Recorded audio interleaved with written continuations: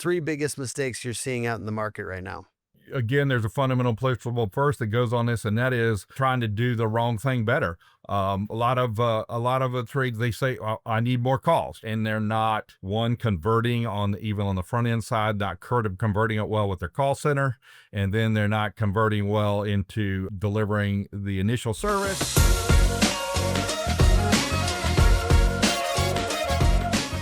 Hey, how's it going? It's Tim Brown, and this is the Plumbing and HVAC Hustle podcast. And today I've got Tim Cotten on. How you doing, sir? Doing great. Great name, by the way. Yeah, beautiful name. It's a beautiful day. I'm talking about how to ruin a home service business in 180 days. And I'm hoping that this gives you a chance to give your backstory with selling your business, as well as some of the biggest common mistakes you're seeing right now for home service businesses. Yeah. Tell me a little bit about where you came from and why we're titling this "How to Ruin a Business in 180 Days." Well, I'm like many of the owners, I have the busted knuckles from being in the trades way off. But for me, the real driver was, hey, somebody asked about something. Why is this happening with my water? I needed to answer for that. Then, hey, the joy of being able to solve problems. Then the satisfaction of being able to do that for a client, for customers, and then teaching other people to do that. So then you have your technicians working for you. You see the value of teaching them something and combining communication with a skilled trade and what that could do to their life. That was a huge thing for me. And then when I moved on, and after 20 years, I've owned two different plumbing franchises, but I merged a plumbing franchise in with a heating and air and electrical, and we expanded into other markets for cross marketing and that sort of thing. And the amazing thing is, while they were slightly larger, they were larger than we were. We had systems in place, and that was going to be my role to establish those and integrate the systems into it, because they were kind of sales driven. When we did the sale, by the time the ink dried, the whole plan changed. So I had relinquished my control, and the whole plan changed. And we went about 180 days, and then I requested a meeting directly with the owner. I said, because it was a friendly transaction, it was merging two markets on it, and I said, I'm your friend. And so in 6 months, when if we keep going like we are, in 6 months, when this falls apart, I don't want you to look at me and say, Tim, why didn't you say something? So here I am right now, raising the red flag, saying we need to do this dramatically different. My exiting story ended up with, that was about the time I received my last payments.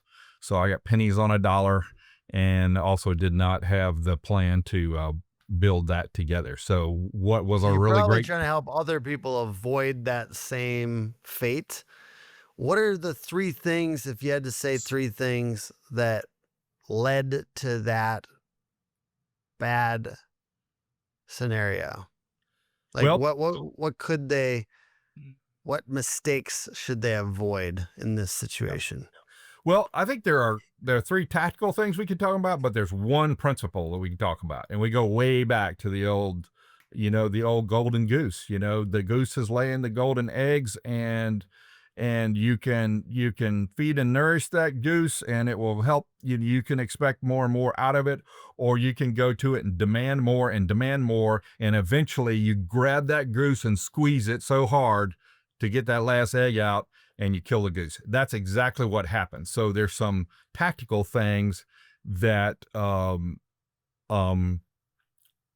that play into that, and that is, you got to deliver real service and real products. You can't just sell and just try to throw a heat pump in that's oversized and tell them the reason why it sounds like their house is about ready to take off is because we got such a great unit here. Are all the things. So fundamental delivery of services. Then the same is with your people. I was starting to hire in that market, And I had lots of recruits online. When they found out that we were associated with this established business there, that they didn't show up. So we already had a reputation in town that said, hey, this is not the place to work. So you're Cool. cutting off your customers, and then your most important customers, your internal team, you'll lose. That's certainly two legs of it. And then last, so your marketing stops having legs too. So your marketing becomes like cocaine marketing. You got to do so much of it, and the return is limited on it because you're not going to get so it goes back to a real old principle of as good name is rather to be chosen than great riches. So when you lose your name, your marketing goes to crap. Your people don't want to work for you, and it'll go right out from underneath you. And I had a front row seat to that. Whew. All right. So all those, probably a lot of those apply to people right now, but what are you seeing like as major mistakes right now with the folks you're coaching? I know you're timcotten.com, I think, right? With That's correct. Yep. Cotten, timcotten.com for coaching. But talk to me about what are some of the biggest common mistakes that you're seeing people, and if they relate, that's great. But if they don't, that's fine. What are the ones that you're seeing right now that are leading to, maybe they're not dying from these, like how to ruin a business in 180 days, but maybe they're shrinking from these? Like, what are you seeing are the biggest common mistakes? And then we'll flip them on their head. We'll go the other way and talk about how to do it the right way.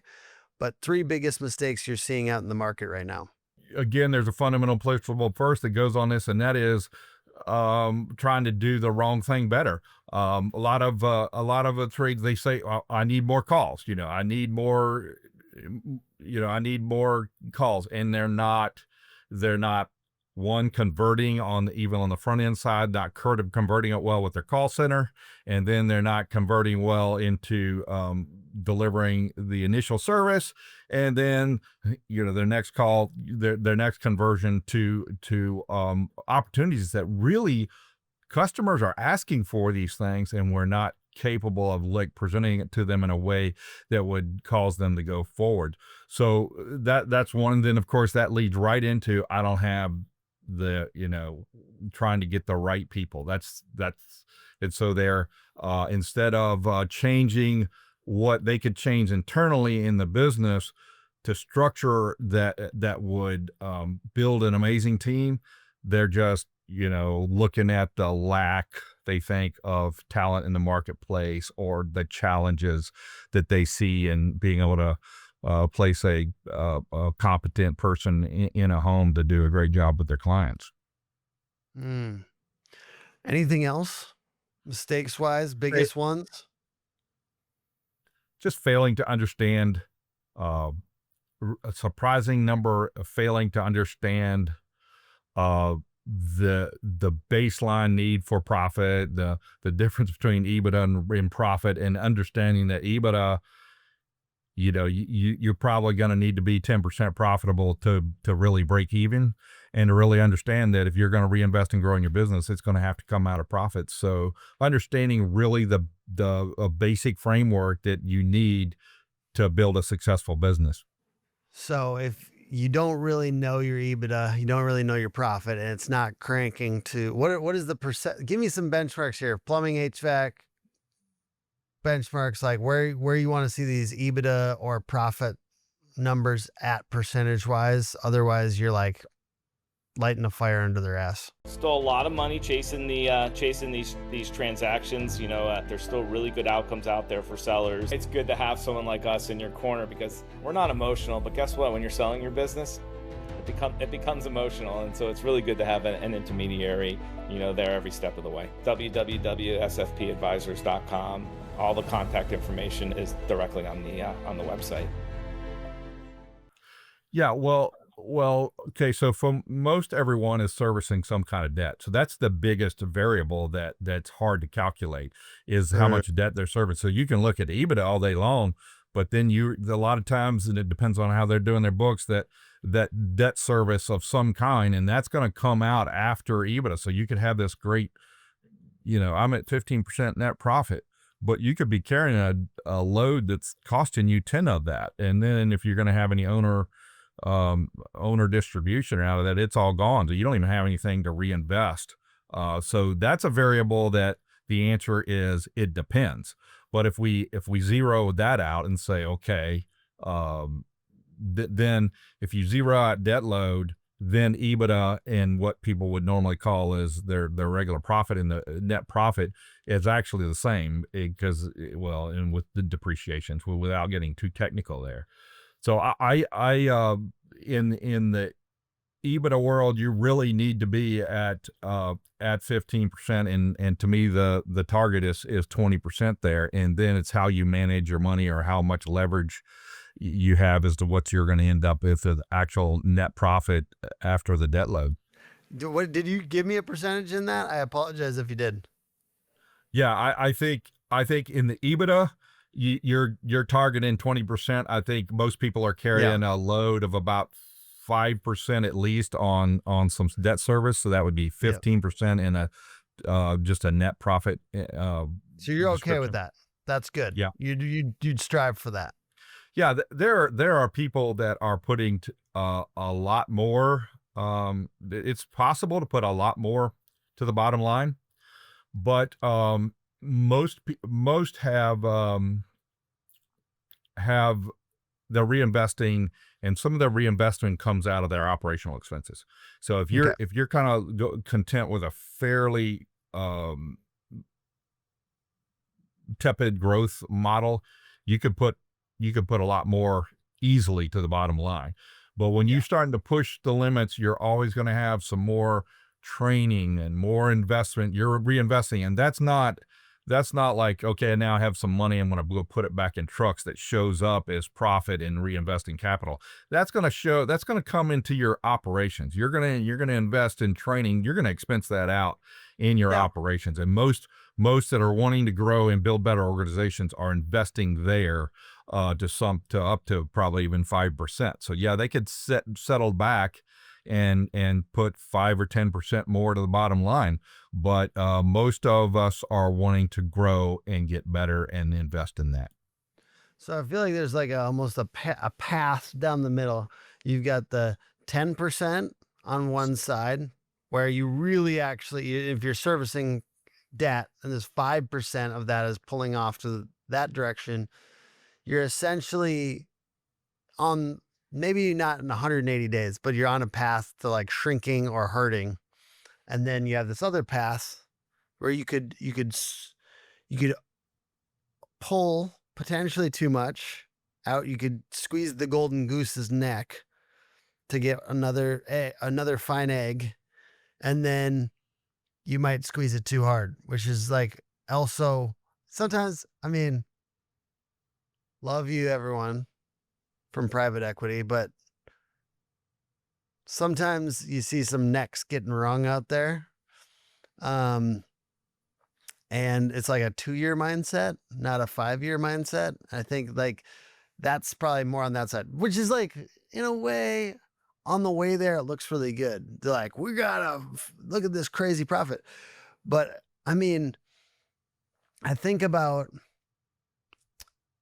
somebody I talked to, I'm trying to remember his name, Leland Smith, was talking about, like, they're so proud of 17%, and that's so healthy. You know what I mean? Like, and they can sustain that, and that's beautiful. And I think like recognizing what good profit looks like, and then not wringing the neck, like, and finding a place where it's big enough that 17% is gorgeous and beautiful, and, I'm just learning about all these, the numbers things this last few years. And it does feel better though, to really get tight on this, even if you're not going to sell. Would you say that this is worth tightening up your actual profit number, not just owner's compensation, even if you're not going to sell? Yeah, because as long as you're willing to act like a tradesman that's just out there working, you're not going to look at your business as an investment. But if you have any, the primary purpose of business is to profit and increase and be able to invest. So if you have a something you could sell, you could probably get several $100,000 out of the assets alone, and you're not getting a real return on that. I mean, you could put that in the stock market for 8 to 10% and do better. So you should be getting a return on the sheer investment alone, and then the fact that a lot are doing at least they're involved owners. Maybe they're not fully maybe they have an operator in place, but you should look at your business as if it's an investment, not just a place to work. You get out of it what you actually expect of it. So yes, the last operation I was deeply inside of, the location that I had the impact on, we're doing north of 40 million at 17 point something. Yeah, that's a pretty good business, I would say. Or let's just take, I would say if you're doing 5 million and you've got an EBITDA of 20%, the most of the owners that I'm looking at in that smaller model there would be quite happy to do that. So Rilla allows you to listen to, it's an AI in your pocket, listens to the appointment. It's pretty crazy what it can do. It gives a script, gives everything they said, it breaks down some statistics for you. Analyze talk ratio, interactivity, like how you and I are interacting back and forth, longest modeling, like all those Honestly, things. this is the shit that I most believe in AI. Yeah. You know what I mean? Enhancing the You're user about to put experience. math and data around something that used to be my magic skill.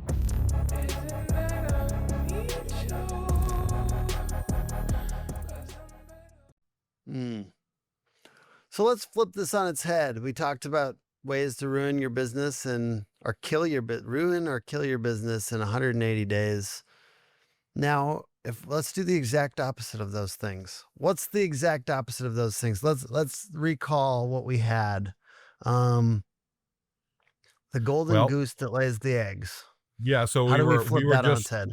So instead of innovating better, we were just demanding more from the customer and not delivering better. We were demanding more out of our raising prices without increasing value.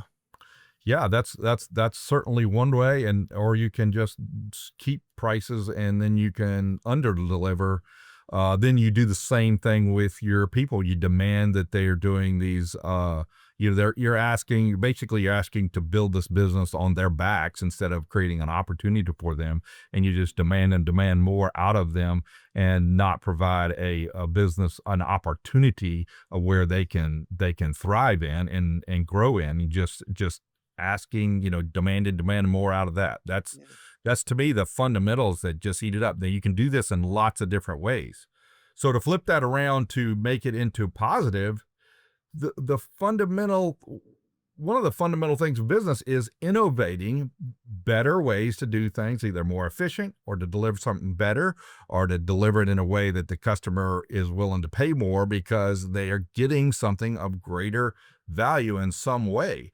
And so the failure to innovate, which means we're stuck with whatever we were, that's the fundamental thing that I think does it. So innovating it, and then what the truly marketing is bringing that innovation to the marketplace in a way that people would desire to buy that service. That's really marketing. Mm-hmm. Now, a lot of people think that marketing equals advertising, but the truly marketing is the owner's job of taking that innovation and putting it out in the marketplace. So failure to understand those two functions, then we're just out there trying to hit numbers and doing all these mechanical, tactical things and failing to understand the fundamentals of business. Yeah, I always say to marketers too, because it's often who I'm talking to in my content, is like, if you're an internal marketer at a company, if you can start to affect the service, that's the ultimate expression of marketing. And I think I had Crystal Williams from Lemon Seed Marketing on recently. Yeah. And I think she's a great example of doing that in a home service business where they decided, hey, people want, this is going to be controversial for the techs watching, but the 24-hour, the ability to actually answer calls or like respond to people in all the time. And that's a value and it's an innovation, and some people are doing it. Even small companies, even a $4 million company I talked to yesterday is figuring out a way to do after hours, at least communication, right? So it's kind of a real innovation. And like, even for her, the weekends and nights thing, like servicing, like they figured out how to do it, but it was like partly because she was expressing the demand of the marketplace. And in her market, that was unusual, in making it happen in the service, right? Like the best marketing is like positively affecting the actual service. And you don't get to do that if you're not aware of the service enough. And that's why I always kind of dive a little deeper than maybe some of the other marketing agencies can, because, or want to, because I'm like, I want to understand, really comes down to that question, what is value? Yeah. What is value? Yeah. Sorry, Yeah. So I would agree with you. I would just flip it on its head. I would say that the type of service we do and what we do in the market is what drives our marketing. Mm-hmm. So yeah, coming from your point of view, then that's what needs to change in order to position and market your services. You need to innovate. You need to get better at delivering this in a way that in your style of it can be different. There's not that perfect model, but it needs to be an expression of what you do uniquely and do it very, very well. And then communicate that out. That's what good marketing does, is communicate that out through good branding and messaging and that sort of thing, so that people are attracted to that, and then you deliver on. 20, 30 years ago, I got into double-digit market share in my market primarily through exactly what you're talking about there with how you respond, listen, and communicate. It's not just taking the call and converting it. I think there's a belief that you have to take this call and you have to we have our own set as to what it looks like to convert. Well, converting a call at 2 a.m. in the morning is different than converting one at 2 a.m.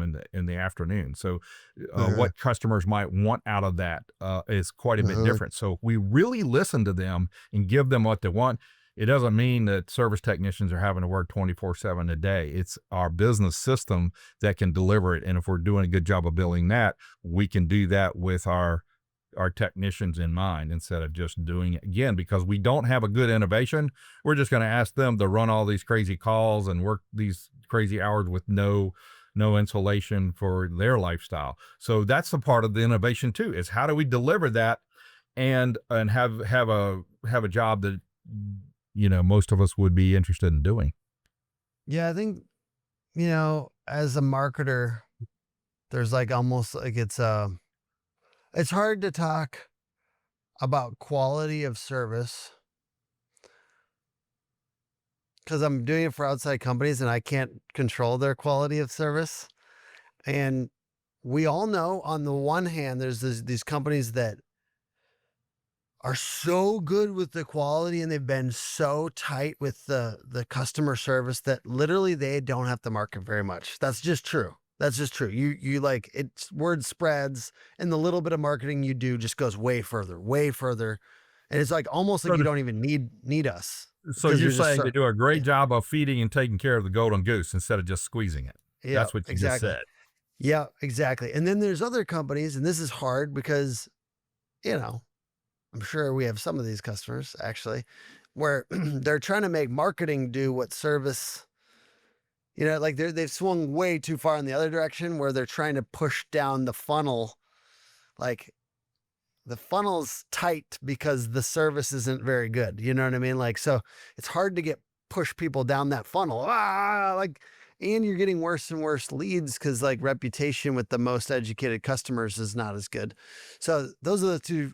On one side, we lose customers because they don't need a market because they're just that fucking good. And it's not like a diss to our customers. It's just like anyone that goes so ridiculously far with customer service eventually doesn't have to spend any money on marketing, really. And then, or maybe less. Maybe let's say 2% or something. And then on the other side, it's like you're spending 15% because something's broken. And I mean, I like the middle of the ground because I get to work with those customers where it's like customer service is pretty good. We're still working on things, but marketing helps us grow faster, and that's good. It doesn't mean to market doesn't mean you're a bad company, right? Like it doesn't mean your customer service isn't good. It just means either you're earlier, in those first 10, 20 years. And there's some companies that are like 20 years in, it's like, word is out. And then it also means it is a business where you kind of need new customers pretty regularly, right? Like it's like there's new homeowners they couldn't have gotten this word of mouth yet. There's a whole new generation of homeowners coming, and coming soon. So it's like getting them where they're at. I think they're both interesting. I think that the crazy customer service people are interesting. And I know people like that like they're so good. I get 2% when you're that good. And then, and they're cool with slower growth a lot of times, right? Like you're cool. I was going to say they Yeah. also are not optimizing what's possible. And that's what, let's say, a private equity is going to do. They're going to see there's room to optimize this. So we could optimize. But one of the reasons why somebody with that much under their belt would not do that is because it requires the work on the backside to deliver that. It requires that everybody is on point every day with their operations. And so there's a lot into that, and they're kind of not ready to do all those things it needs to raise to that next level. So it's a little easier just to ride that good, and they deserved it. So they can ride that out. But most of you are not that, by the way. No offense, but most of you are not that. Like, and you might think you're that. Love you. Most of you are not that 2% company. Like, correct. And it's very, very ridiculously hard to be that. That's like the peak operation. Like, and usually they don't care to go past us. Like they're like cool with 20,000 or something, right? Or 20 million. I mean, they're cool with 20 million. They're chilling. They're plateauing. It's okay. Yeah. Yeah. So very few people are in that place because most are not that great, and they haven't had that long of building a reputation. So they need to be working on their delivery, and they're gonna be needing to invest in advertising to expand and grow. That's the reality. Yeah. What do you kind of suggest? I say all that to loosen you up about budgets and things like that. What are you suggesting to your clients as far as marketing budget percentage of revenue? Well, again, it's okay if we disagree, by the way, because I'm probably going to skew higher because it's in my best, interest. I'm curious what you generally actually recommend.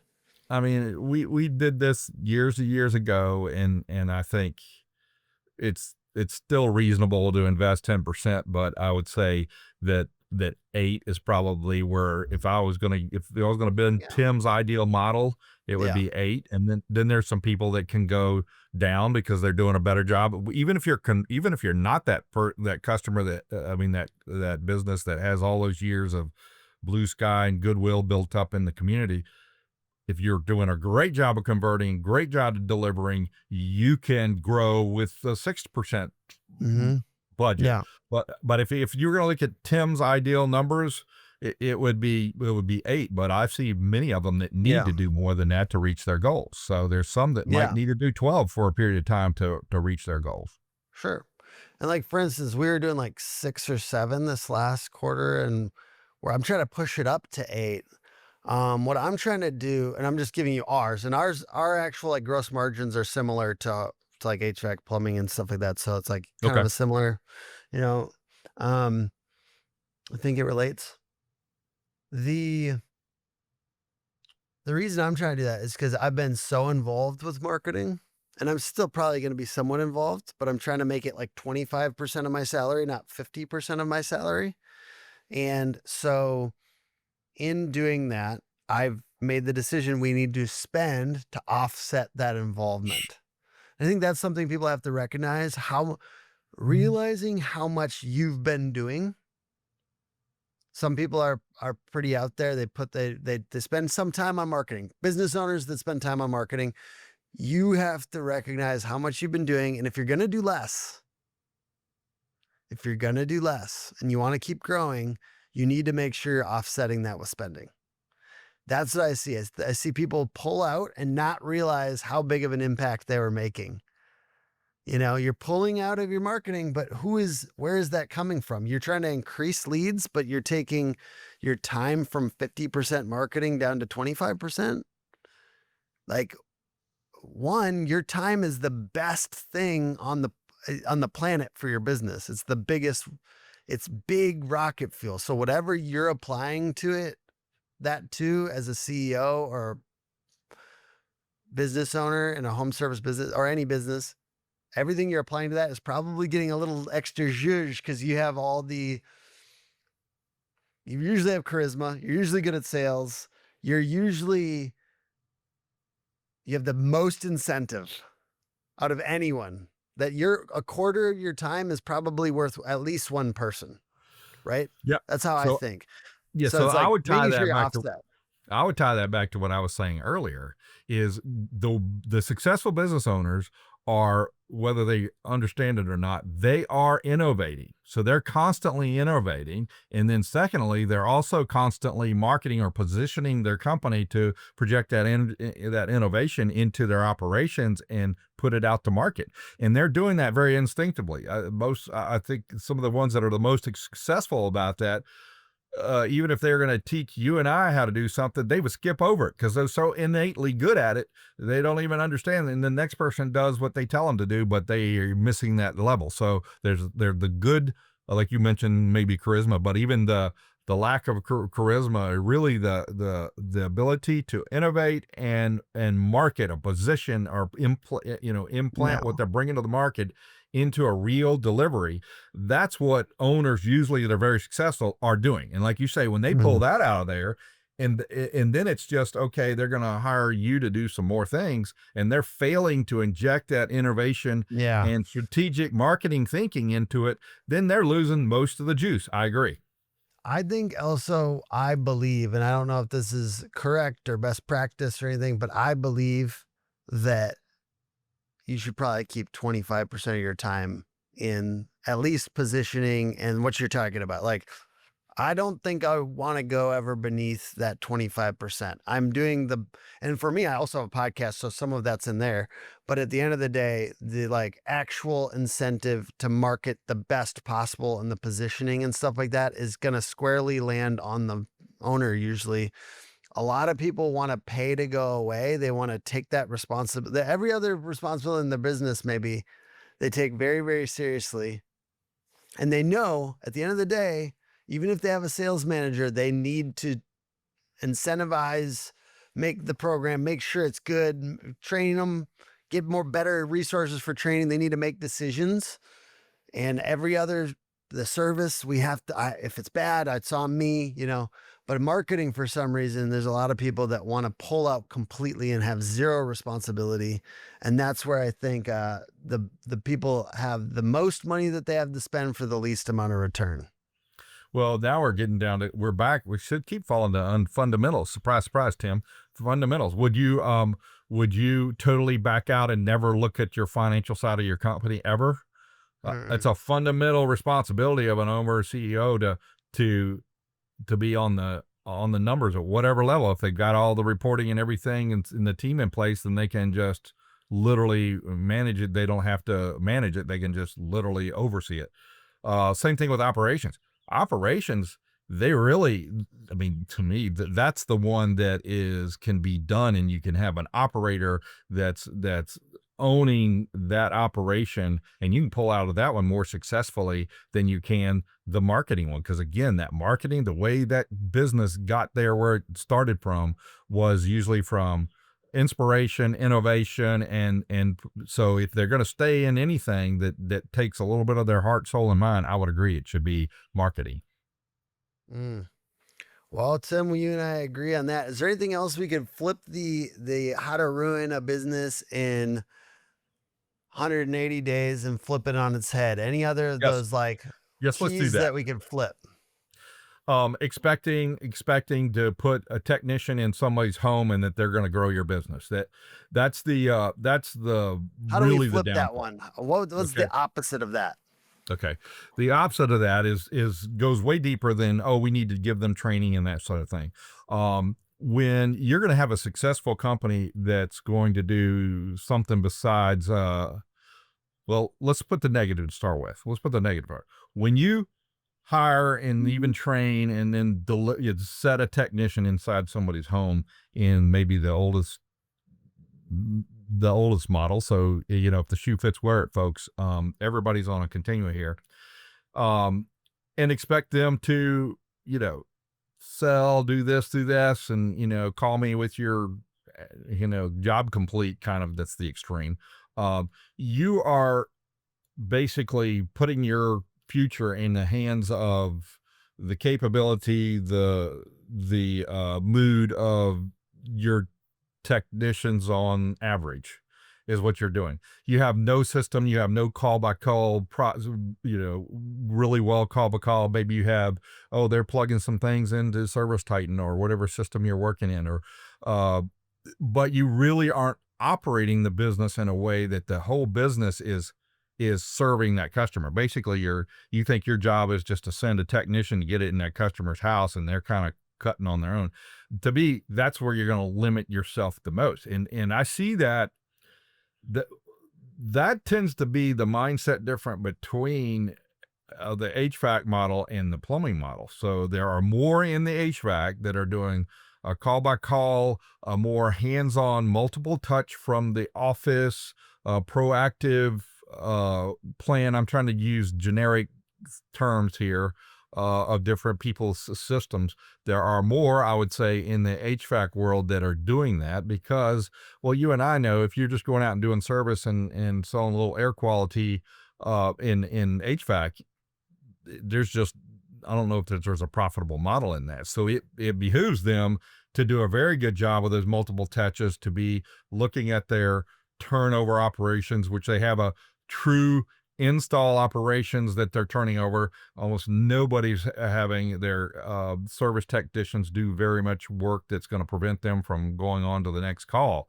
And so that model is already set up primarily in the HVAC world. The interesting thing with plumbing is maybe it's because it's the oldest trade in the planet or whatever, because I think we were, digging ditches, getting water to go down a hill a long time ago or whatever we were doing, that we tend to say, I need a good plumber. I'm going to train him really well. I'm going to train him how to do communications, and he's going to go out there and he's going to be able to deliver the needs and wants and desires of my customers. And that's how I'm going to market my company.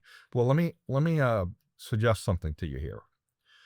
100 years ago, when you get a doctor, when the doctor showed up at your house, certainly in a rural area, you would live and die by that doctor's abilities and what he knew. And if you've got a good one, you might live, and if you've got a bad one, you might not. And that there was only this much knowledge in the medical field that he could do. What's happened since then? We have specialties. We have brain surgeons. We have all these wonderful things that have been innovated that could save our life or increase our quality. So while you do have that initial family doctor that is absolutely important, their ability to say, hey, you need to go see a specialist is the total quality delivery of as we can, the quality and how that's done and all that is another discussion. But the fact of the matter is, we're living a lot better quality of life than we were 100 years ago because of those specialties. So what if I were to tell the general public or everybody, hey, we're just going to send this one generalist, you get to see that one doctor, you live and die by that doctor's knowledge and what that doctor's opinion is. That we would think that's asinine. But you know what? That's what we're doing with plumbing. We're putting plumbers in people's homes, and we are expecting their knowledge, their intuition, their willingness to look at something, and a lot of times willingness to even do the work to determine how much we do for our customer. We're missing the majority of what the customers are actually looking for and asking for, because we are limiting it to what that plumber knows and can do. And some of the best plumbers don't know how to do pipe rehab and don't really understand it and don't even understand the value of it. They're not the best at understanding tankless water heaters or how to best deliver a certain pressure and a certain balance of hot and cold water to said fixture. In fact, I'll tell you what they are good at. Most of the plumbers I know, I mean, very good ones. And guys, it's probably not you all watching this one, so it's probably the other guys. It's probably not you. But I'll tell you what most of them are very good at. They're very good at technically describing the limitations of that person's plumbing to them as to why it can't be done. That's what they're really good at. And why they can't fix the drain problem unless they rip up their driveway and all their whatever. So they can tell them all the obstacles as why it can't be done, and they can give you technical reasons why. Most of them aren't really good at flipping it the other way. All right. I appreciate your take on this, Tim. I'm going to wrap it up with that. Is there any more exhortations you want to land on, and where can people check you out? So yes, the exhortation is business owners, it's your job. It's not the plumber's fault. They're doing a great job. You can't be expected to be a brain surgeon and a generalist and everything and a pediatric doctor. That's ridiculous to think that. So it's our job to create a business model that can deliver the options and fully execute that. And so you have to have a model that has specialists to do that. That's the way you're going to be profitable. We had basically tankless teams putting 1 and 2s a day in every day, just like you do in HVAC. We had your underground, we had your lining teams doing that. And we have support where that generalist can go and say, hey, we have something here, but not rely on that person to carry it through, communicate it completely to that customer. That's the difference so you got to have a support team. You got to have the plan together. So that's the odd but we got to re-innovate the way we deliver it, particularly plumbing, in order to optimize both to deliver what the customers want and also to have a profitable, sustainable business model. Love it. Big fan of specialization. Appreciate you for being on, Tim. What's the web address for people to check you out and to work with you? Yeah, I'm at timcotten.com. It's only a challenge if you remember that my last name is spelled Cotten. I guess my ancestor decided to make it complicated. So timcotten.com, and I'm around. So I can be reached. All right. Well, appreciate you being on. Thank you everyone for watching. The podcast is put on by hookagency.com. Hook Agency all over social media, and we're specialists too. See you then.